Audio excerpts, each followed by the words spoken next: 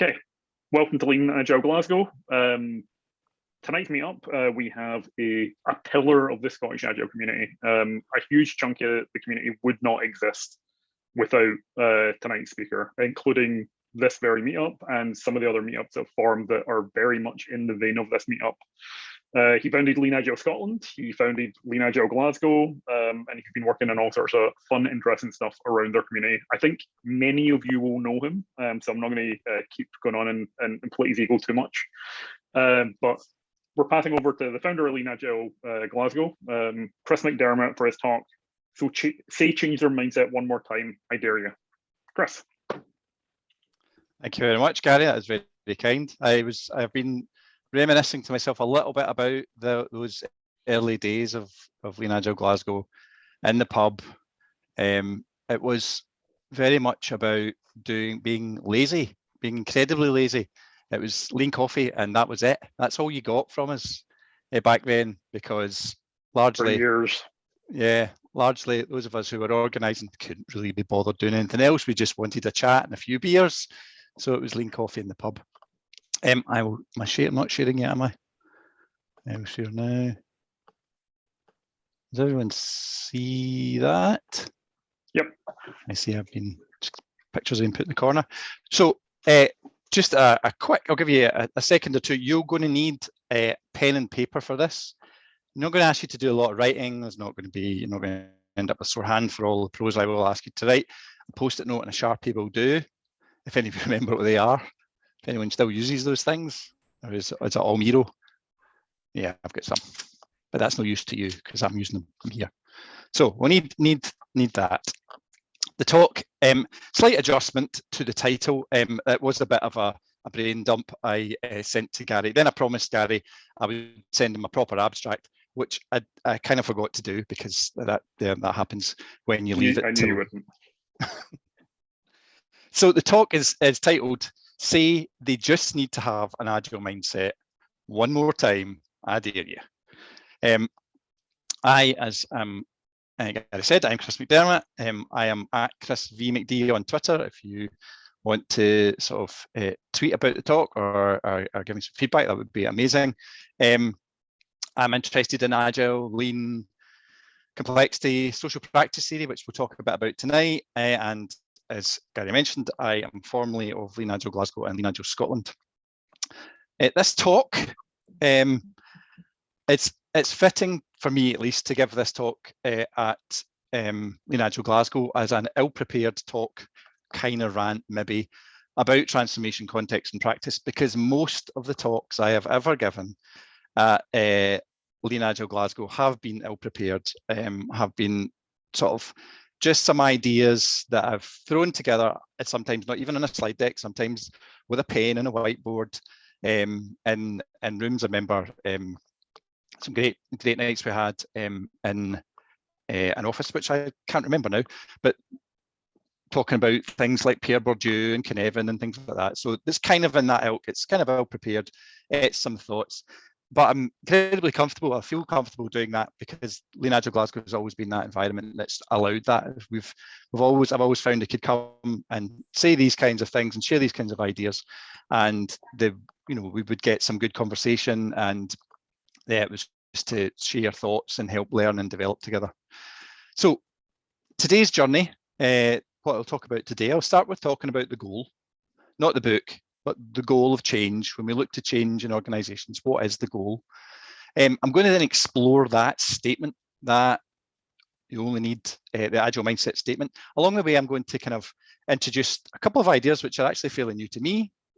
Found them as I was preparing because they resonate with me and how I kind of think and see the world. The first was called the 4 E's of cognition, and the other one is called the 4 Ways of knowing. Then we're going to look at and take a shift from thinking your way into a new way into a way of change to acting your way into a new way of thinking. Explore some thoughts around there. I'll tell you some stories in there, and then we'll kind of sort of spend roughly half, maybe slightly less of the talk looking at practice theory and practice as the central unit of analysis, and then just kind of round up with a few thoughts on that and thinking and sort of stating that change is changing what we do.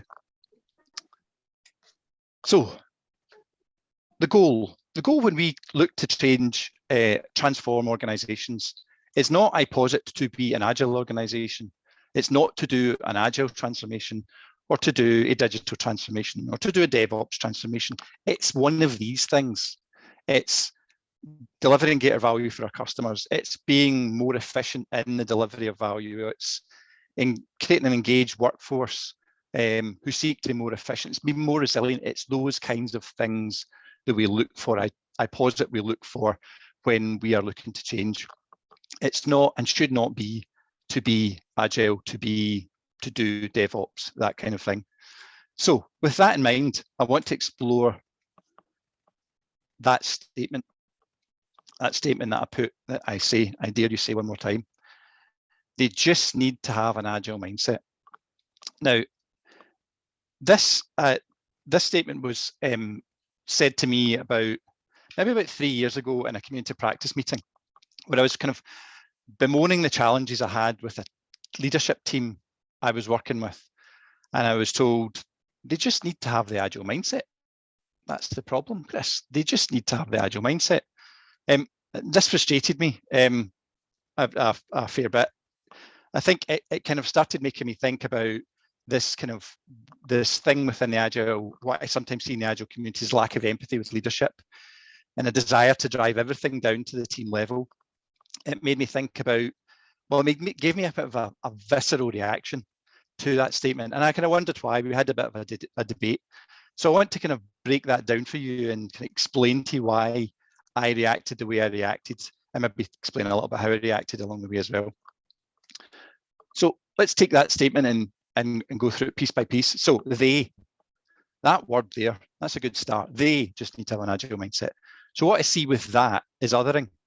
This is the idea that whether we have the in-group and those in the out-group, there's a versus situation happening. They're not like us. It paints an us and them picture when we start off a statement with something like the pointing. I guess I felt challenged by that because I was part of that team. I worked closely in that team, and maybe I felt that was a judgment placed on me, maybe. But I think strongly that when we in the Agile community, Lean Agile community, are helping organizations with change, we have to build an empathy and a trust within these organizations who we're helping to change. And we also, as we are in the process of helping them change, we quickly become part of that system. So we become part and parcel of the organization we are trying to change. So othering, separating, creating a group of knowledge and pointing to a group without, or a group of capability in a group without, doesn't help us on that journey. The other part of this, the next part of this statement, I think is worth exploring, is the idea that they need. Now, I'm not sure if you're familiar, but with Marshall Rosenberg, he published a book many years ago called Non-Violent Communication. And it's about stating that most conflicts between individuals or groups arise from miscommunication about their needs, their human needs, due to coercive language that is used and that aims to induce fear, guilt, shame, etc. Within non-violent communication, it would suggest that phrases like "you should" and "you need" are quite violent. They don't allow us to explore what someone else's needs are. We are pointing at them, saying these are the things you should do, these are the actions you should take, or we know better about your needs than you do. Whereas non-violent communications are all very much about seeking to understand the needs of individuals. What is it their needs? So the statement of "they need" is maybe one of the other things that kind of irked me a little bit about that. Mindset. Mindset's another really interesting thing to explore.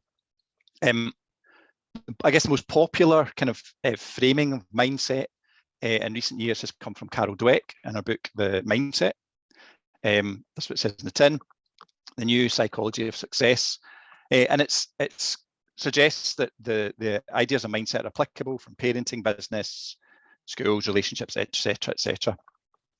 The idea of mindset that Carol Dweck puts forward is that we can be placed on a continuum according to our implicit views about where ability comes from. You sit somewhere on a scale, and that mindset that you have impacts your motivation to learn, practice and learn. So Carol Dweck suggests that there are, you either have a growth mindset or you have a fixed mindset, and you're somewhere in between. And the growth mindset is a belief, you have a belief that your intelligence, your knowledge can grow and be developed. Whereas the fixed mindset, what you know and your intelligence, your ability to learn is static. You can't, it's a cup that can only be filled so far and it can't grow, it can't go beyond that. So Carol Dweck suggests you live on that scale. And she uses examples like John McEnroe as being someone who has a fixed mindset, someone who the attributes they would show to suggest that a fixed mindset is when something went wrong, they would blame others. To illustrate someone with a growth mindset, she talks about Michael Jordan, basketball player, and how he constantly looked to develop and grow and develop his skills and change as he grew, and he got older and his physical capabilities dwindled. There's something interesting about this that didn't chime with me. McEnroe, to have a fixed mindset, but to be one of the greatest tennis players of all time, I find that challenging. There must have been huge amounts of development and growth in him over those years.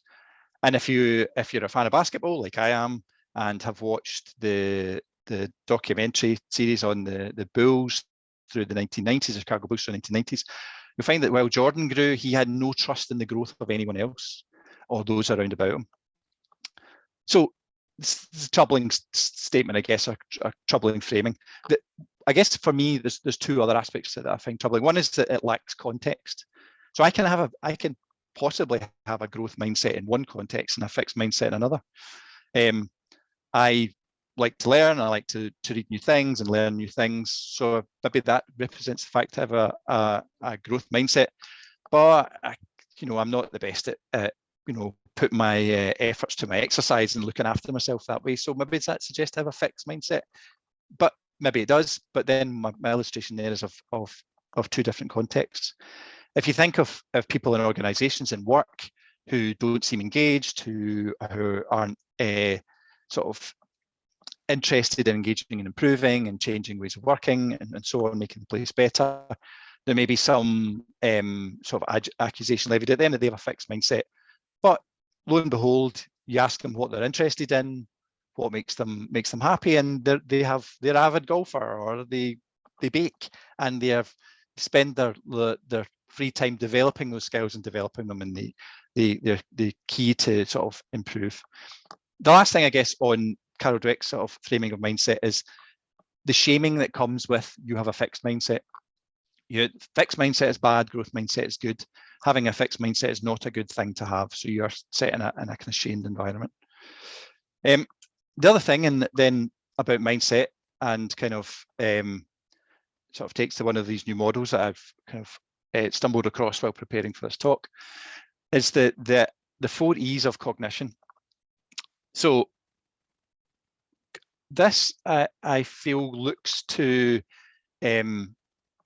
sort of counter the kind of the arguments of Descartes, who posited that the mind and the body were separated things, and I guess we've seen that, and we would see that more frequently or more often or more obvious, in things like the way in which Taylorism in work became very popular, and that was a separation of working and thinking. So the 4 E's of cognition. So the idea that first E is embodied. The kind of state of your body is a direct factor of the importance of the kinds of cognitive processes that arise in the higher part of the brain. You cognize through your physical lived experience in the world. It's not just about what you think in your head, but the world around you helps you think and shape your thoughts. Embedded, second E, we're dynamically coupled to environment, so cognition and the environment unfolds mutually. So sort of the idea that physical interaction between the body and the world strongly constrain the possible behaviors, which in turn influences and partly constitutes cognitive processes that emerge from interactions between you and the world around about you. Extended largely feels to me about, or brings to mind the ideas of distributed cognition, as it says there, and that thinking and problem solving is something we do in concert with others. There are perspectives that many people bring to problems, and the kind of extended cognition comes from others and those around about you. And then the idea of enacted, the idea of the kind of loop of sense making, decision making, and then action taking that forms how you think. So the idea that, well, I guess I'm putting here is that it's not just about what happens in your mind and how you think about the world, your mindset. It is very much about the environment around about you, how you act, and how you respond to what happens in the environment with you. Moving on. Well, maybe this is a controversial one. They just need Agile. Maybe it's not. I'd suggest this in any kind of change or Agile change approach is a very narrow perspective of the world, and it lacks the ability to see and understand the context. So those you've interested, time to Cynefin is probably about 19 minutes. So Cynefin framework, time to Cynefin was a joke I think either Gary or Joe Wright sort of brought up when we had a Lean Agile Glasgow or Lean Agile Scotland talk. How long did it take for someone to mention Cynefin? I think it's been 18 minutes or so since I started talking. So 14 minutes and started talking. That's even better. So Cynefin helps us see the world, make sense of the world, so we know how to act. It suggests the world is split into kind of two framings, an ordered framing and an unordered framing. Ordered framing is where there's a link and a link you can see ahead of time between cause and effect. Whereas in unordered, there is no link that can be seen, only seen in retrospect. So the framing here allows us, I'm not going to go through the Cynefin framework, there's a link there you can sort of go and learn and have a read about it if you haven't looked at it before. But the idea that the Cynefin framework allows us to make sense of the world around about us, to help us determine how we should act. So 4 things that in this framing here that are clear: projects, for example, pieces of work we'd undertake that are clear. We know exactly what we need to do. We know exactly how long it's going to take us, things like that. Taking a waterfall-like approach might not be a bad idea. It might work for us. Whereas if we have something that we want to maybe put constraints around and get better handle of, move from a complex space into a complicated space, that's where things like Scrum are interesting to look at. But again, it's about context. It's not just about needing Agile. We need to understand the context around us and act appropriately. Time to Wordly is 16 minutes. Wordly mapping is also another way of making sense of and creating a shared understanding of the world round about us. And in that, Simon Wordley suggests that where you position components can inform how you act with those components. So for example, on the left-hand side of a Wordly map, if things that you are working with are in a Genesis space, a custom build space, that's where Agile is appropriate. And Simon also suggests that if something is a commodity, hardware, things like of that ilk, you might look at it from a Six Sigma perspective as a way, an approach to manage change in that component. He sort of describes this as appropriate methods. Then we have Lean Agile Glasgow. Lean Agile Glasgow. It's not Agile Glasgow.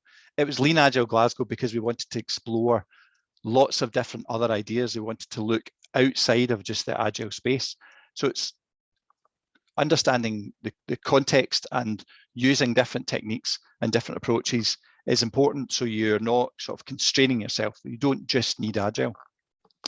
As a quick aside, if any is ever wondering why the Lean Agile Glasgow logo is so bad, I think it was an effort of Kevin Austin and I to make it look something like the Deming Institute logo. We're that bad, we didn't even get the color right, but it was an attempt. Deming also very interesting. His theory of knowledge, his theory of or system of profound knowledge, is a very interesting way of understanding context and understanding the environment you're in and the capability that lives in that environment, and how you can help use that to make change and operate more effectively.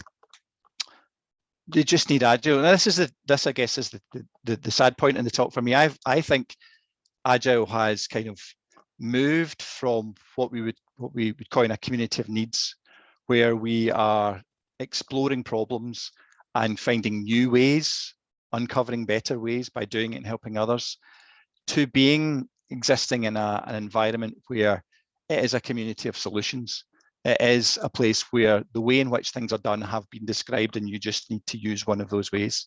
And these 3 pictures here, from the SAFE diagram through the Deloitte diagram, and the new one on me, the Auto Scrum diagram, describe all of the things you ever need to do if you ever want to deliver anything. They are all there. Another Lean Agile Glasgow fact, SAFE, I think, was very much a twinkle in Dean Lethingwell's eye when we formed Lean Agile Glasgow. And I remember, I have a memory in my mind of Joe Wright bringing it up at Lean Agile Glasgow in the pub and saying, "Is this a joke? Is this honest? Somebody tell me this is a joke.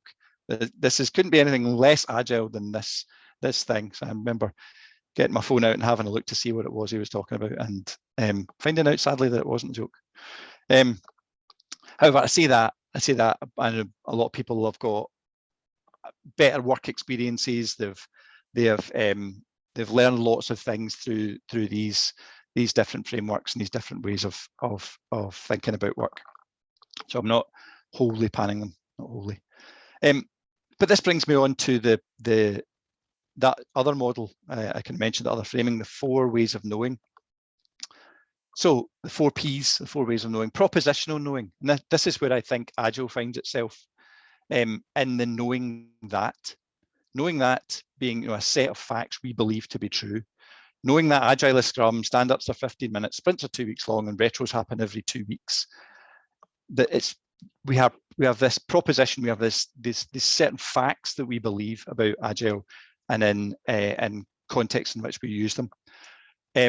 Whereas the other kind of ways of considering and knowing is procedural knowing. This is the idea of knowing how, and this is about our embodied skills and how apt they are and how they fit into a context. About perspective knowing, what it's like to be right here, right now, and which skills to apply. This is very much situational awareness. And then participatory knowing, the idea of, sense of attunement, connectedness, the idea of being at home and understanding your agency in the arena you're in, how they relate to each other. I think many of the things that Agile asks us to look at those subsequent Ps of procedural, perspective, etc. But they're very much, the challenge here is they're very much, for me, framed as being facts. These are the things. And a few of them, I think I was kind of maybe just poking at being a little bit controversial, but that they often see that lived experiences of Agile, people have this belief, we have to stick to these knowns, these are the things. So just to round off this little kind of rant about that statement, what I think this framing is asking us to do is think our way into a new way of acting. I guess the kind of old perspective of work, as per John Schook and his view from experiences in NUMMI, which we'll talk about in a minute, where the old perspective would be you have to change the way we think, we have to change the culture, then value and attitudes will follow, and then what we do will follow after that. So I'd like to posit that that's not necessarily the right way to approach change, and there are other perspectives we could take. I'm going to come back to this at the end and not say that the idea of thinking your way into a new way of acting is entirely wrong, but I think it's something we need to consider in context. So if it's not thinking your way into a new way of acting, is it then acting your way into a new way of thinking? So I'll try and be brief with this story. This is the story, I guess, one of the most famous change stories, that of the NUMI, the New United Motor Manufacturing Incorporated, and how it went, or the factory that was underneath that banner went from being the worst performing manufacturing plant in America to being the best in the early 80s. Fremont, California, which was the plant that was run by General Motors in the early 80s, was considered to be the worst. It was terrible. There was the quality of the product, the car that was built there, was among the worst in the country. There was so much time spent on fixing the cars as they come off the end of the line that there was very little value in them. There was, you'd imagine, the one thing you would be able to do is, when you got a car to the end of the manufacturing line, is you would drive it off. So many times in Fremont, cars were in such a bad condition, they had to be pushed off the line to then be fixed, to then be sold at a later date. To try and trim the story a little bit, NUMI was a plant that kind of grew out of the ashes of Fremont. General Motors believed the factory was so bad, the workers in there were so bad, that they had to close the factory down and make everyone redundant. Shortly after that action was taken by General Motors, there was a change in policy in the US, which meant that they were looking to drive down fuel emissions, the kind of post-70s fuel crisis, and they wanted cars that were smaller, more fuel efficient. And they were also very aware of the threat of the Japanese manufacturing was having on the US manufacturing markets. So they started to increase import levies. So companies who were trying to import into the US were facing considerable bills, what are considerably more cost in imports. So this gave two organizations a problem. It gave Toyota a problem, obviously through imports. It gave General Motors a problem because they couldn't build a good small car. They'd never managed to do that. So it turned out that General Motors and Toyota partnered up and opened a factory called, under the banner NUMI, New United Motor Manufacturing Incorporated. In it, the executive Toyota said to the executive of General Motors, "We will teach you a thing called the Toyota Production System." And as that factory was kind of brought online, it was roughly 85% of the workforce that had been let go by General Motors were then reintroduced and given jobs in NUMI. Within 3 months of that factory opening, it was producing the highest quality car in America. So with the same workforce, the same people, it went from the worst to the best in a period of 3 months or so. What John Schook suggests, John Schook, who was the first US employee of Toyota, suggested was that the main factor in the change in culture, the change in behaviours of those who worked there, the value they saw in the work they did, the efforts they put into the work they did, was brought about by this idea of the and-on cord, an idea that you could pull the cord if you recognise the quality of the car, or there was an issue with the car as it arrived at your station, for you to do a piece of work on it.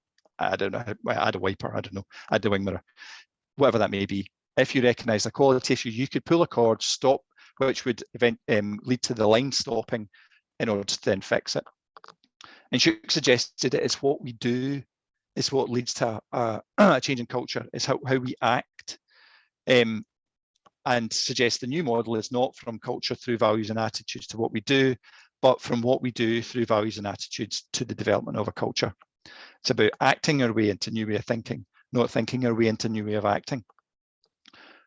However, what I find really interesting about the NUMI story was the meaning had changed. It wasn't the workforce who changed the meaning. The meaning had changed around the work they were being asked to do. No longer were they asked to reach quantity targets, and the main focus was about how many cars can we get out the door. It became about how we can produce the highest quality car, how we can produce the best quality car for our customers.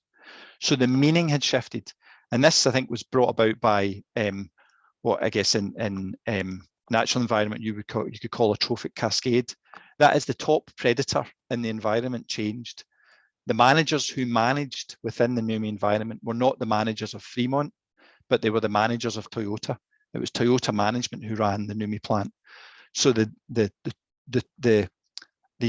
top of the food chain, the top predator in the environment had changed, and meant that the meaning had changed to the work, and led to the space in which those actions could be taken to pull the cord, and the safety to pull the cord was created. If you're interested in why I have a wolf on the screen, have a little Google about how wolves change rivers, and it'll tell you the story of Trophic Cascade in Yellowstone Park. I won't bore you with that now. Okay, so we have gone from, I guess, me poking at the idea of a phrase that lacked an empathy for context, an understanding of context, and suggested that the way in which you would change the world is to change the way people think about the world through an approach where where behaviors changed, practice and the way people did things changed because of sort of material things in the environment, the introduction of the andon cord, and balancing that, I guess, with there was a way of thinking about work that had changed. And I want to try and, I guess, take you away from those binaries and sort of try and look at things in a more, sort of give you a way of looking at the world and analysing the world, and it's a more kind of sort of day-to-day focused way, so that it's not about introducing agile mindsets or introducing andon cords, but looking at the context in which you are faced with and finding the right things to do to change the environment to improve. So practice areas I'm going to talk about, it's a framing for what we do in life and in organizations, and how we can consider how we can change and how we can do things differently. I'm going to stop talking for a little bit. I'm going to ask you to do something now. I ask you all to get pen and paper at the start. I'd like to pick up pen and paper. I hear some rustling. Some people are picking up pen and paper. Fantastic. I'd like you to put your pen in your other hand, not the hand you normally write with. And I'd like you to write your name.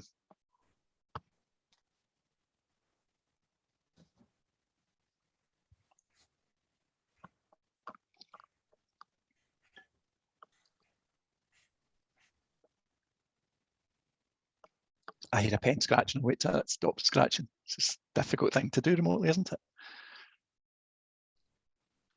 I assume unless there's some people with really long names, you'll have come to the end of writing your name. I'd like to congratulate you all. You have just performed a social practice. You have just done a social practice. What is a social practice, Chris? Well, a social practice is something that can be categorized as reproducible, routinized, something that's shared, something that's been shared with us, something we've been taught or we can teach, or something we do with others. And it's something that elicits a behavior. It has a behavior. Practices are a way of describing a behavior. So a practice is a reproducible, routinized, shared behavior. Let's go a little bit deeper than that.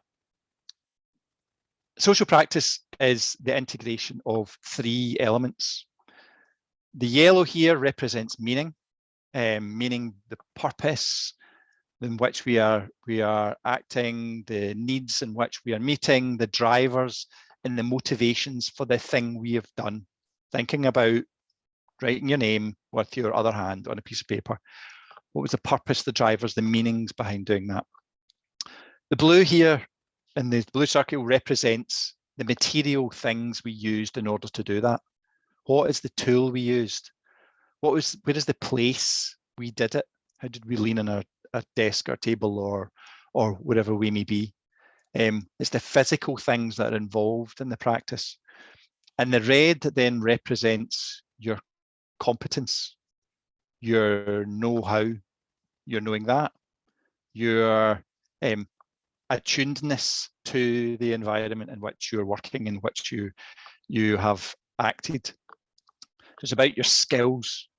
So repeating that, it's a social practice is the integration of meaning, materials, and competence. So again, think about what you've just done. So the meaning about writing your name with your other hand was to take part in the exercise. Some of you may hold up, share your name. There'd be a meaning there. The material you've just used, the paper, the pen, the table, and the competence, the propositional knowledge that you know your name is spelled, the way your name is spelled, procedural knowledge of how to write the letters, the participatory knowledge of what skills you have to apply and to what degree in order to do it. We can also think about social practice and what we have a perception in our minds about what good looks like in doing what we've just done. If we all look at the paper right now, are you happy with the how you've written your name? Is that what good looks like? Could you have done it better? Unless you're ambidextrous, I suggest possibly most of you could do it better. I definitely could have, if I write with my left hand, could do it much better.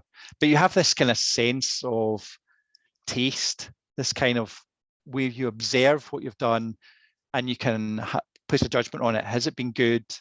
Could I do it better?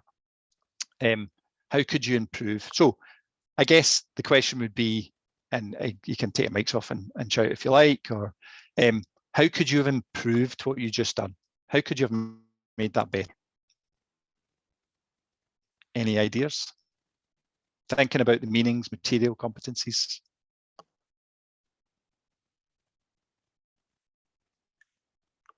You could have done it with the other hand. That would have made it better.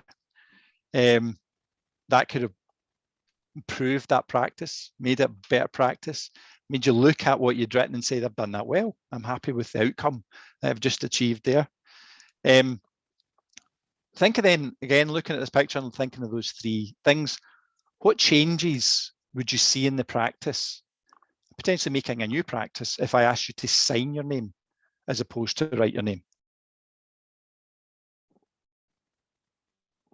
Largely, meanings would change when we sign our name. We generally sign our name for different reasons than we write our name.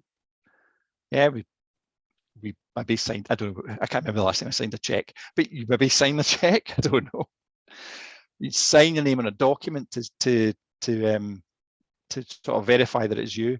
If I asked you to print your name, again, you maybe have different meanings, but you have different competencies. You'd have to know the, block capitals that you need, the capital letters you need in order to write your name. You need to know that and be able to write them.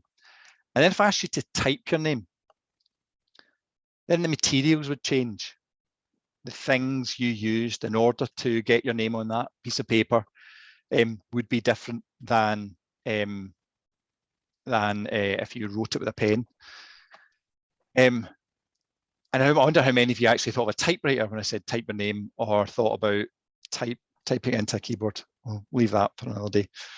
But I guess I'm trying to say that the practice, I've just sort of reinforced, the practice is the integration of these three elements. And you can start, what I want to start to do is to consider the things you do and the things we do in organizations as practices. They are the things we do on a day-to-day basis. They're not the practices. When we think of practices, I think what people often think of is what somebody has written down in a book. These are the practices. Like a test-driven development, that's a practice we do because somebody's written it down and you just do that practice. But everything you do, like I challenge you, I'll take you back to this slide. See social practices everywhere and everything we do, from making a cup of tea to driving the car. It happens in all walks, all areas of life. And as I said, you can think about those different elements and how you might change that practice.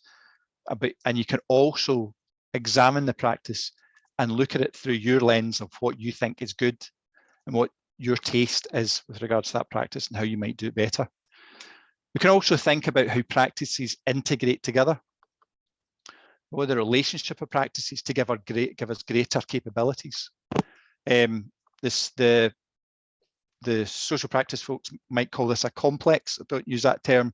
Mark and I, who talk a lot about this, don't use that term because I think that leads us to a confusion over the ideas of complexity and whatnot, and it's slightly opaque, I guess, word to use for it. But if we take the idea of practices and integrate practices together, we can then get greater capability. So if we were to write a letter, if we were writing a letter, then we put it in an envelope and we bought a stamp and then we posted it, that would be the capability of sending a letter. Can't remember the last time I did that either, but anyway. And you can see that this is an interplay of different practices. They come together to give you that larger capability. And maybe you can start wandering your mind into work and how the things we do in work, what are all the practices that integrate together to give us the capabilities within work. Some other ways of thinking are we can think more about practices through their evolution.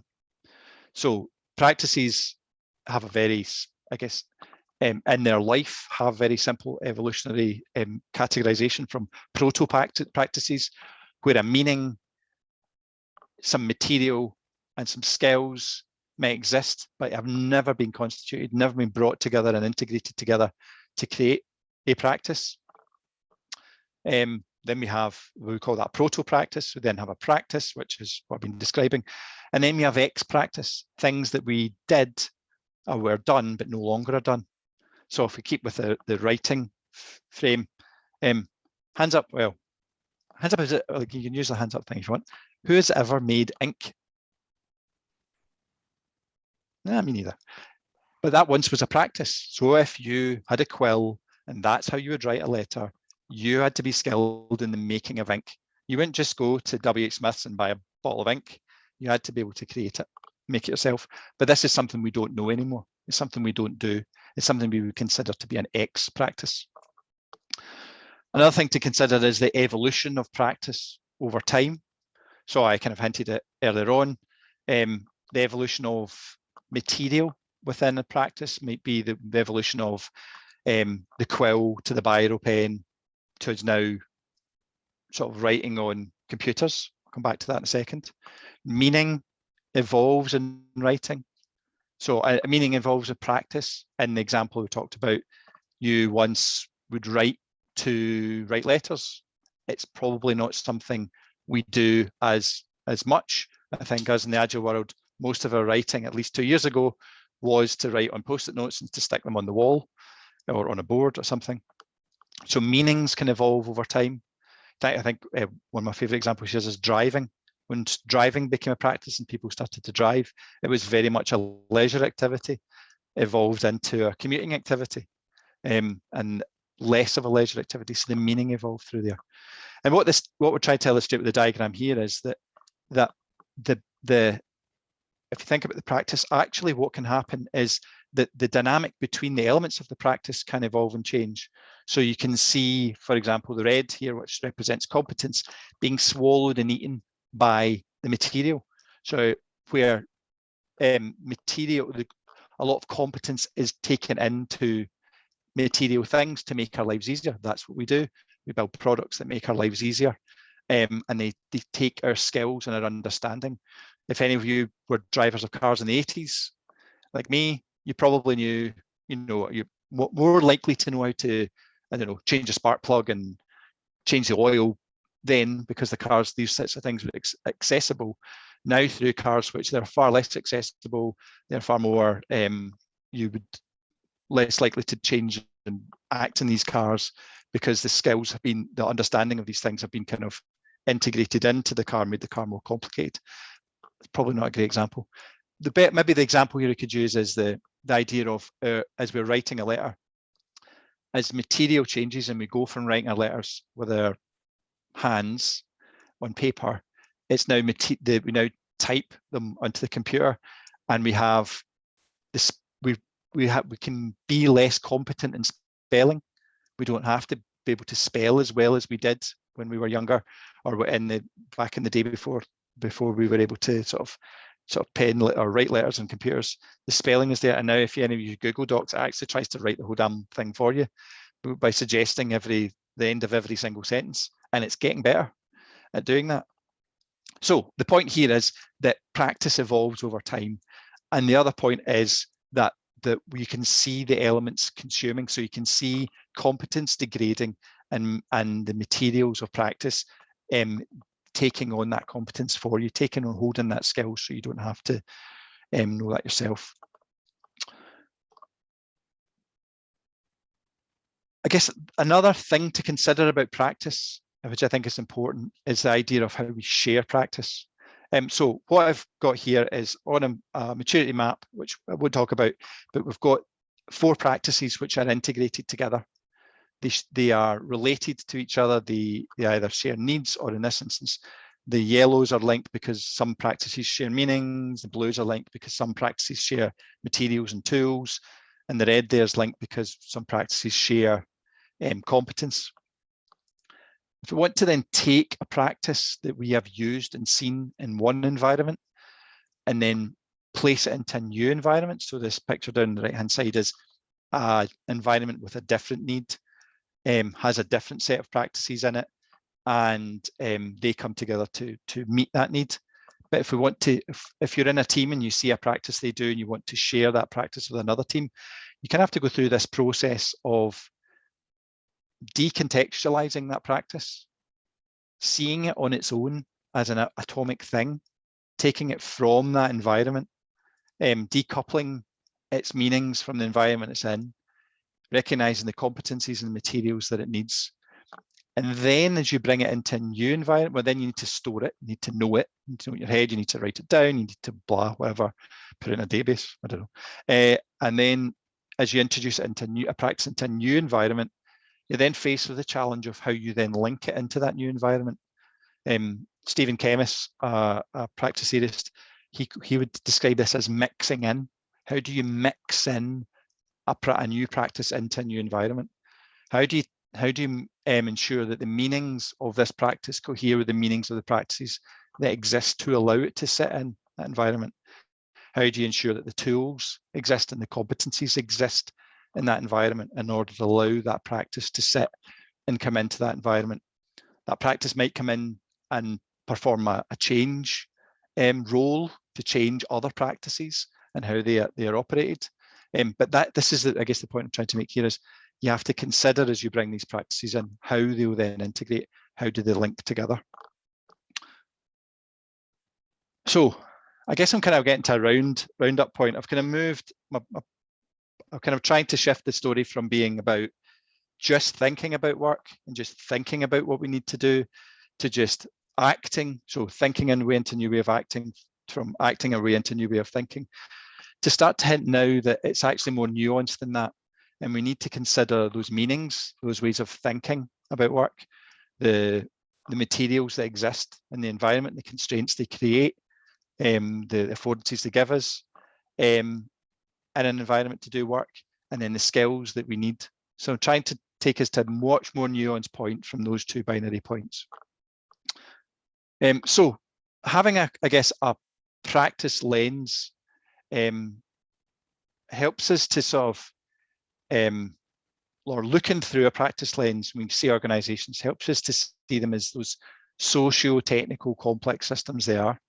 It encourages us to think of wholes, how these practices relate and integrate, how the meanings of them, the material, the competencies of them integrate, and how they're interdependent, and not just think about the behaviors and the motivations of individuals.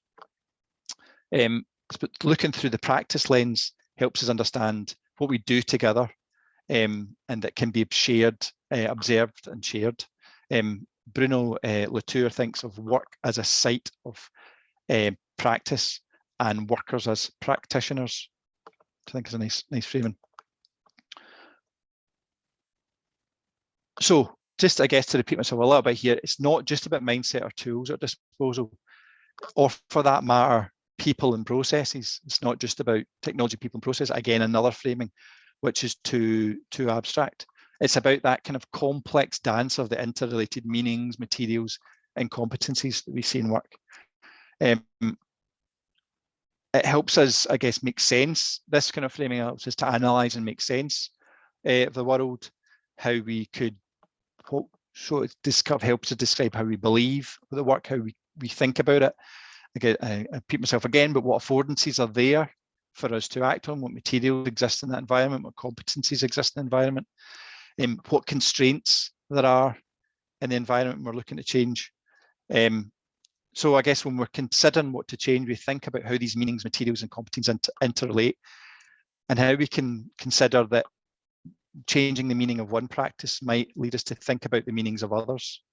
You know, if we introduce a very agile practice into a very, I don't know, Prince project kind of framing of the world, I guess looking through this lens allows us to see where there might be a rub, where things might not fit, because the meanings of the practices within the Prince 2 world differ from the meanings of the practices within the agile world.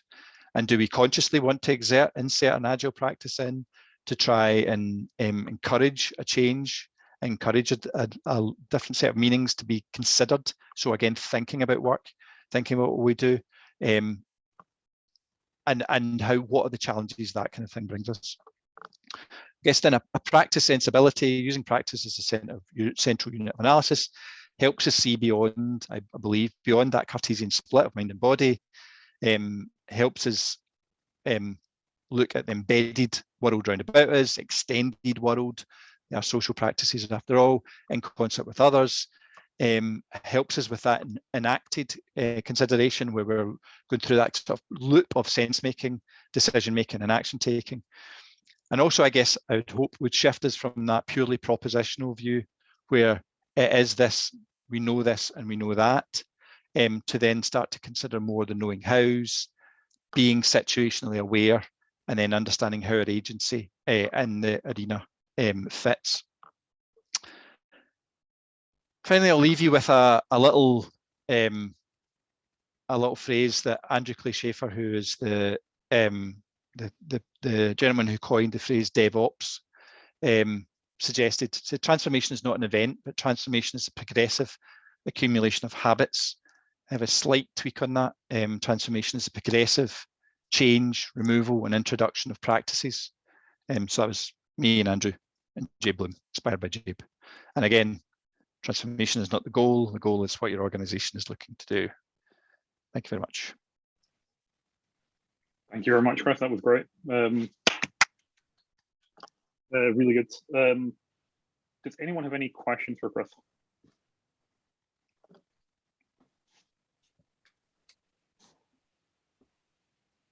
You're suddenly very shy.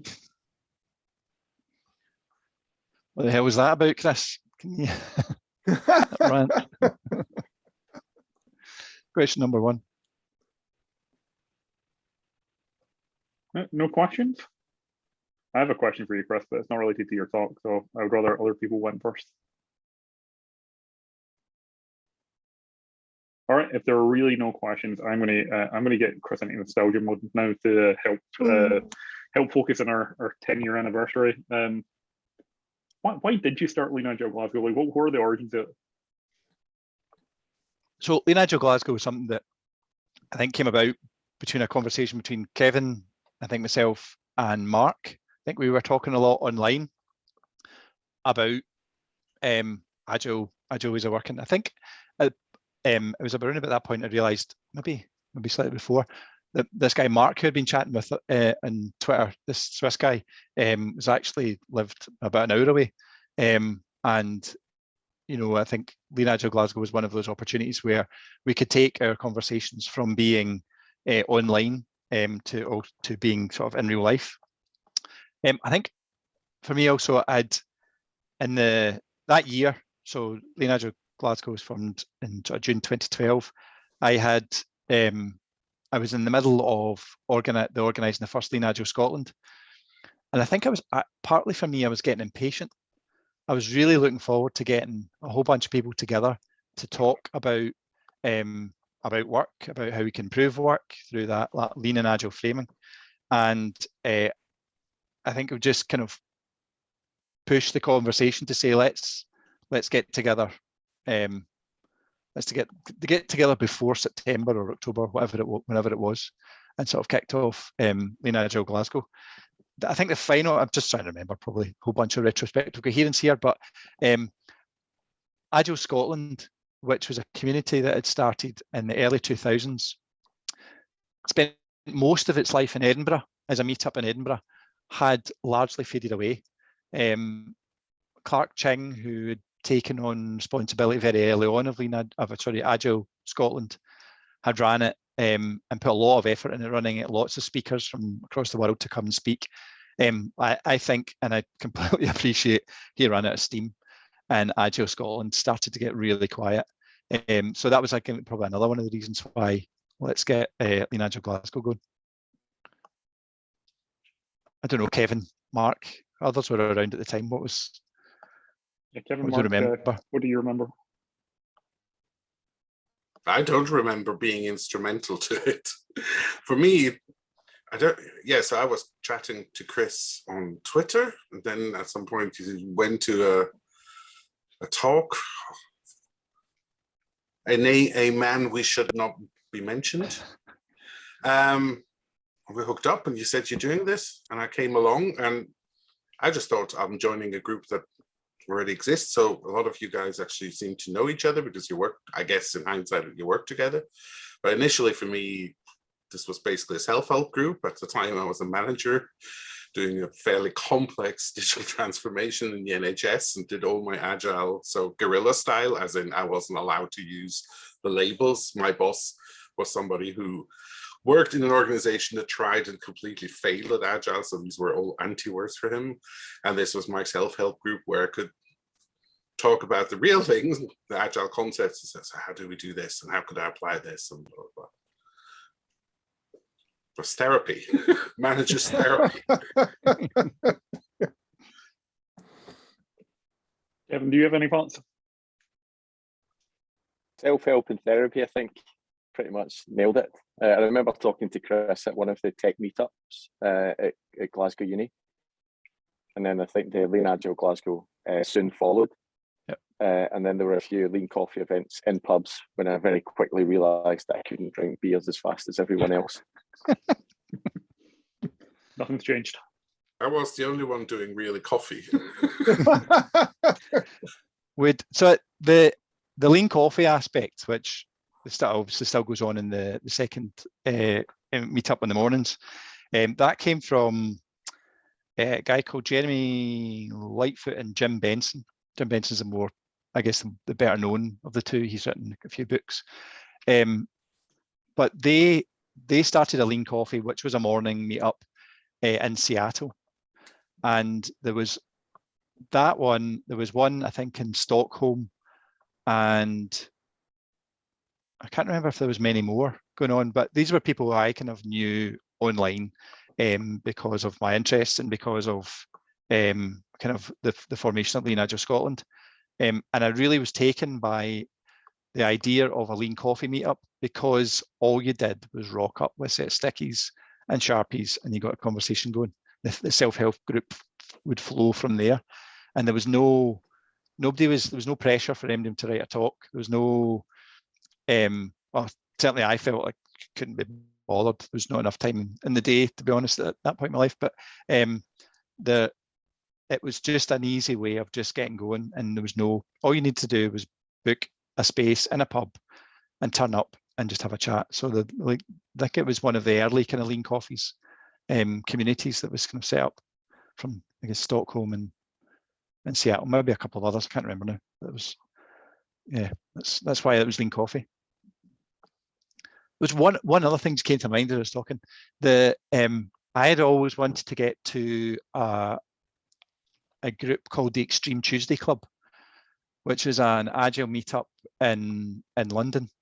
And a lot of people that I was following on Twitter at the time, like Chris Matz, Bob Marshall, Matt Wynn, Rachel Davies, they were all kind of stalwarts of the Extreme Tuesday Club. And there's a lot of books where it was written about, because a lot of the ideas, the early ideas in the early sort of London-based Agile community had come from there. So that was another thing is the back of mind, wanting to have something of that ilk that we could all spend our time at. That's excellent. Obviously, the community has lasted quite a long time, probably longer than any is expected. What memories do you have of the early years, like the first couple of years?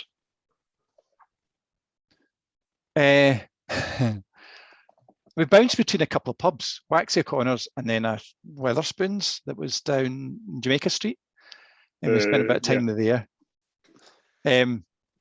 We moved to the Wetherspoons because I think we found Waxy O'Connor's was too noisy, and the Wetherspoons had these massive big tables with kind of enclosed sort of chairs around them that we could all sit in. I remember, and it was quite a small community, right? I think it's maybe 12 of us it was 12 people that would turn up. I think there was maybe 4 or 5 of us who were regulars at the time, you'd always see. And I think, and if I reflect back, I think a lot of people came in and left. It wasn't maybe the kind of community they were looking for. So people would float in and out.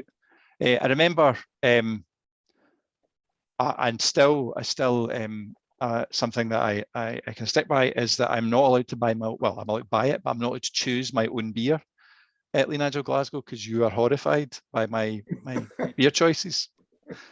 Chris is a tenant drinker, and I'm not having that. Just no.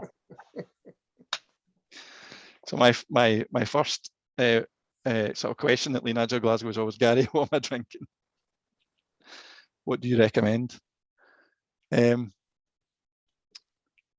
was just we did lean coffees for like, I guess 11 months a year, and then we would try and do something interesting at Christmas and get some speakers along. Do you remember who the first speaker was? I think it was Jim Benson. It was Jim Benson. So that was a remote meetup we were doing over video way back in 2012, 2013. 10 years ahead of the times. Now they're all online all the time. Yeah, we had Jim on a huge screen, and we were in a classroom, a university classroom or something. Strathclyde Uni. Yeah. Yep. I can't remember what he talked about at the time. But I think we had Rob Lally at that one as well, who was another. So Rob Lally was, he's kind of, I guess, instrumental in me sort of becoming interested in Agile, and I'm sure a number of others here as well. He was a good friend of Clark Ching's, and he was Glasgow based, and he taught a lot of us, introduced a lot of us, and introduced sort of indirectly a lot of us to Agile. And he did a really interesting, I've always wanted to recreate it, really interesting flow exercise with M&Ms and cups, which was a lot of cool. M&Ms did not make it back to them. No. Yeah, that was a good workshop. He did that, and there was somebody else who did something else that night, and I can't remember who. Can't remember. Long lost in the memories. I think the two Calba guys, Stephen yes. and Fred. Say again, sorry? Yeah, I was just thinking that there was Stephen Ainge and his, at the time, co-conspirator, whose name I can't recall. Stephen. I think his name's Fred. Fred something. Fred. They did Fred something. Was it about NLP? Something NLP related thing? Yeah, natural language stuff. Yeah, that's exactly what it was. Neurolinguistic programming. Neurolinguistic programming, yes. The other one, the other NLP. I was horrified. We made some mistakes. Shared some ideas that were a bit crazy. It's worth saying that Stephen is also one of the people who founded Lean Agile Edinburgh, which was very clearly inspired by the slightly older event, bigger brother. But that's a great community that's still going, and we've still got a lot of friends over that way. And I think it still has a crap logo as well. They have the same crap logo. They took the Lean Agile Glasgow logo and changed the word Glasgow Edinburgh, and that was it. Yeah. Do you know there's a Lean Agile Manchester, there's a Lean Agile Blackpool, there's a Lean Agile, is it Sheffield? There was a few that spun up. Lean Agile Warwick, there was like a ton that spun up in the last well, Right. and the years Brighton? after. Lean Agile Brighton, yeah, yep. Lean Agile Crazy. What was this the first meetup called? Lean Agile X? I mean, Lean Agile Scotland was kind of in its place, which was also that. But was this? Did it come from somewhere else? I've never been clear. I'm not entirely sure. I think it might have been the first meetup. I'm not sure Lean Agile Scotland was the first Lean Agile conference. I think there might have been one. I think it was called Lean Agile Scrum actually. That I think that had just predated it.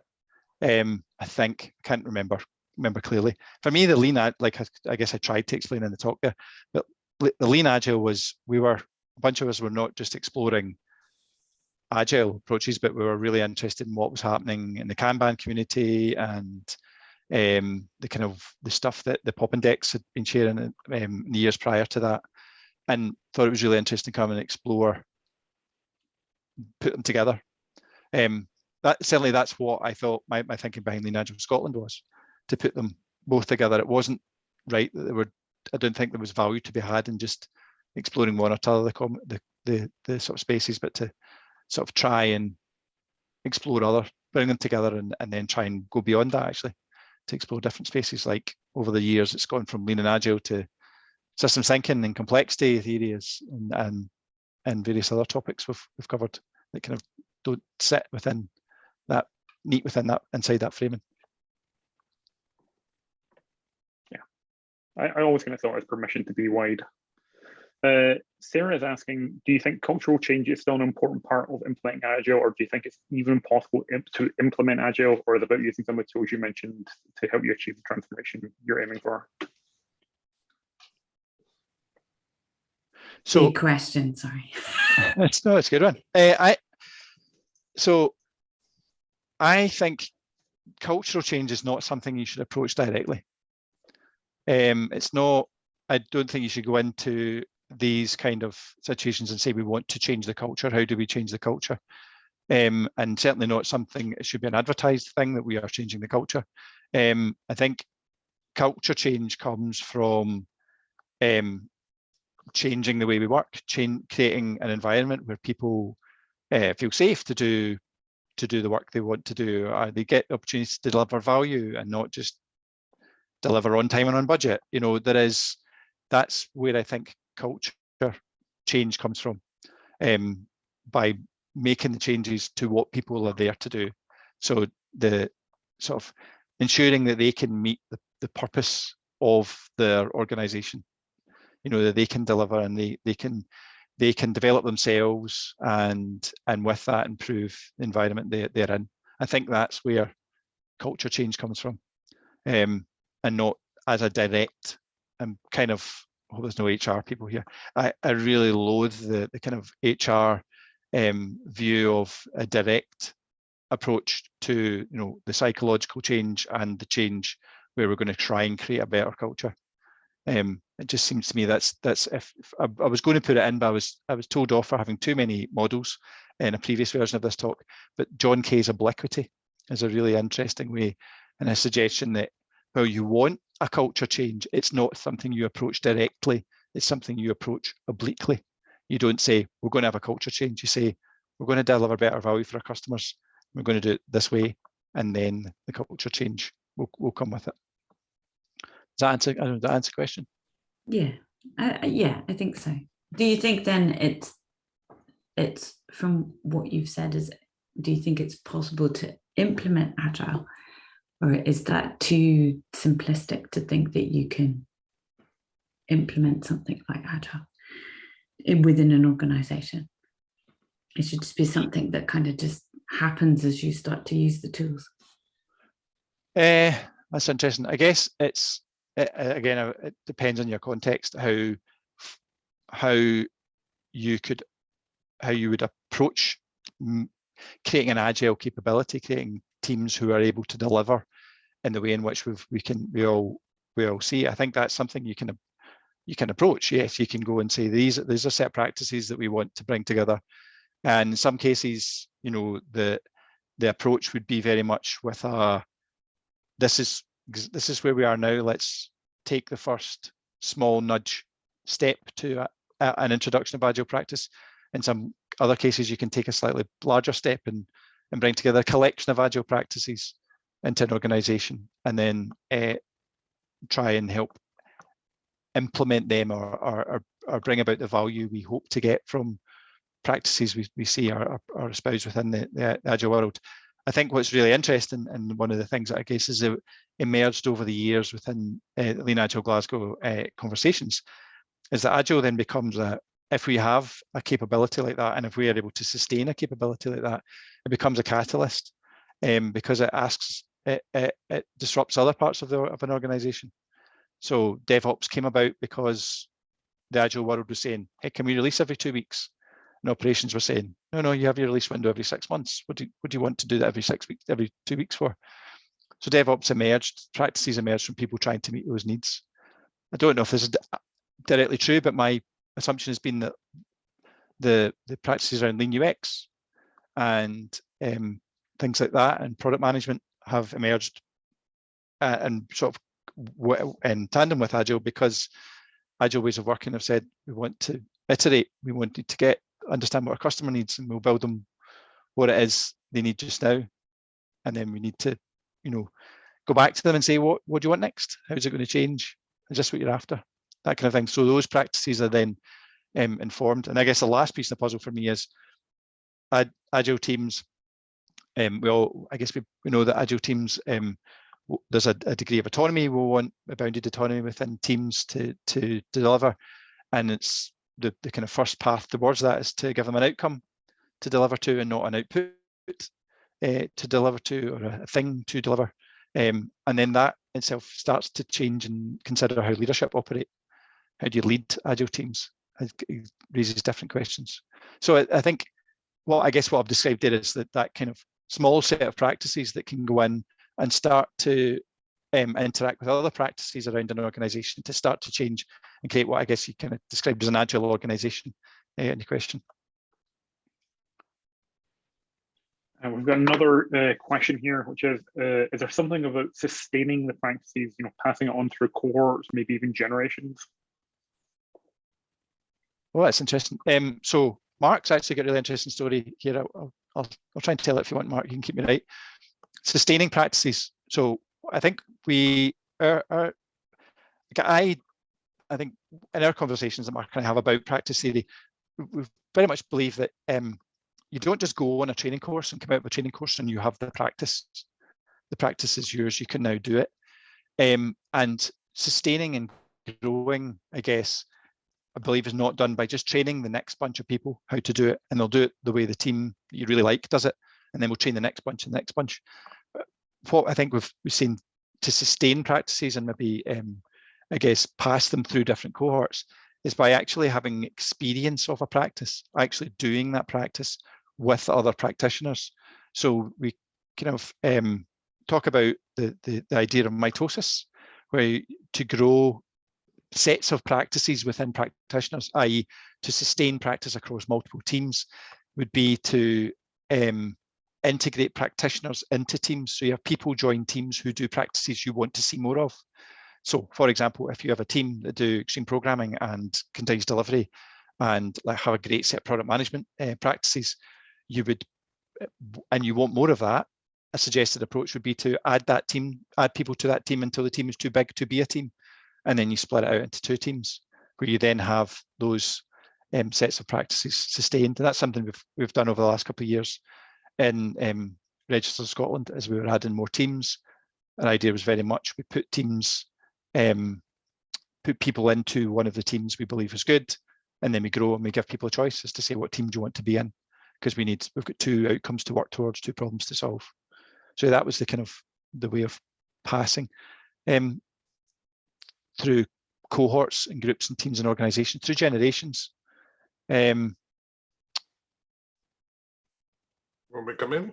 Yeah, go for it. But just quickly, when you do this mitosis, so you obviously have to make sure that you have at least two of every practitioner that you need for these practices before you split. So that's, I had that problem. So I discovered this because I was working in a place, they grew a team just because it was great and delivered a lot, and then they split the team into two when They wanted it to support 2 products, and they ended up with 2 teams that delivered nothing. So the team before would deliver like 2-3 releases a week for months. Yeah, was seen as super successful once you split it according to personal preference instead of looking at the practices. And so then they came to me as the Agile coach, oh, we have 2 teams that don't deliver, can you help? And so I put them back together, analyzed the practices, so we spent some time to make sure there were 2 sets of practitioners at least for each practice, and then we split and we had 2 teams to deliver. So the practice lens basically tells you what to pay attention to. Another important thing when you think about sustaining and evolving practices, so practices, if you parachute them into the organization as there's nothing in the space where this practice should be, it will most likely die as soon as the facilitator disappears. So in practice theory, basically they say practices evolve from existing practices. So ideally you already look at something that people are doing. They might not doing it well and it might not have the benefit, but at least the space is there and they have an intention. And you just start nudging them with some of Lean, Agile, other ideas of how this practice could be done better. A really good example, for example, is most organizations have some sort of mid-level portfolio or other ways of prioritization, and usually it's really crap. So what you often see is the priorities are changed too often, or there are too many priorities. You could use Chris Matz's version of capacity planning, which is a very simple method, how you force them to do better prioritization. Just don't call it an Agile or Lean thing, because then they get the feathers off. Just call it prioritization, a better way of prioritization. So I've done that in a bank where literally say, well, Agile coach, no, we don't need Agile here. And I just observed, just say, oh, okay, maybe you could do a little bit of this horse trading that he talks about, etc. By actually just starting then to nudge them when they start changing the practice. They adopted it, and it's something they didn't do before. And as far as I know, they still do it 2 years plus after I left, because it was something that they wanted the intention. There was something in this space. So that's your best way of introducing and letting practices evolve, is like, is there a space for it? And if there isn't a space for it, then you will need to create a space for it. That means you have to get support from the organization, support from above, so that it doesn't get killed, etc. So it's a much, much harder way. But Hackman gives you some ideas how you would need to go about setting that up. It's really good, Mark. I want to just come back on something Chris said about training courses. I try to teach my people to think about it in terms of knowing and doing, and the difference between and the gap between the two. Going on a training course that lets you know something, but knowing isn't the same as doing. So not until you've done what you've been trained in for a while can you say that you're doing it. And then if you do it for long enough, you start being it. And once you are it, you fully embody everything that you know and that you do. At that point, it's a practice that you can then start changing and moving around and flexing and testing and seeing how you can move it from there. So that whole knowing, doing, being curve is really useful to think about. Certainly, as you said at the start there, the knowing, introducing, beginning to think about, I think training is an approach for doing that. But yes, you need to actually experience, you need to do, to say that you are a practitioner in this. And certainly if you want a certificate, kind of just do multi-choice exam at the end of your enough. That's certified. $50 every 2 years, right?